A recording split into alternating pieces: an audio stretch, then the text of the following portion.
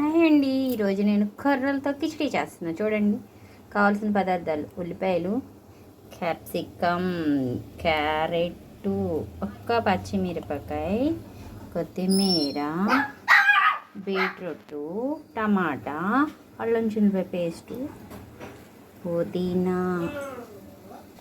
చిన్ని గ్లాస్ నానబెట్టుకున్న కొర్రలు, కిచిడి కదా కొంచెం పెసరపప్పు. తయారీ విధానం చూపిస్తాను. కొర్రల కిచిడి తయారీ విధానం చూడండి. బటర్ వేసి చేస్తున్నా.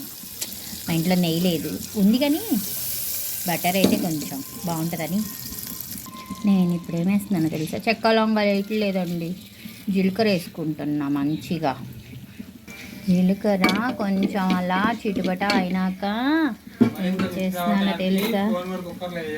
ఒక్క పచ్చిమిరపకాయ వేసాను, తర్వాత ఉల్లిపాయలు వేస్తున్నాను.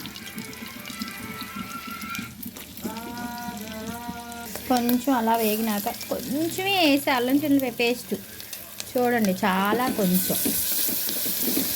తర్వాత క్యాప్సికమ్,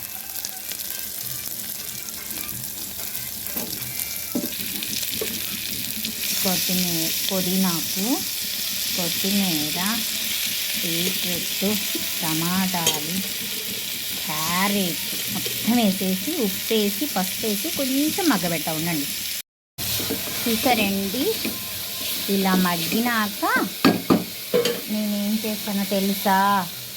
కొర్రలు, పెసరపప్పు మొత్తం కలిపి నానబెట్టేసేసా. ఇది మొత్తం ఇలా పోసేస్తున్నా దీంట్లో. ఇదిగో కొర్రలు, పెసరపప్పు. కిచిడి కదా ఇలాగే ఉంటుంది. రుచికి సరిపడా ఉప్పు వేసుకొని కొంచెం పసుపు వేస్తా.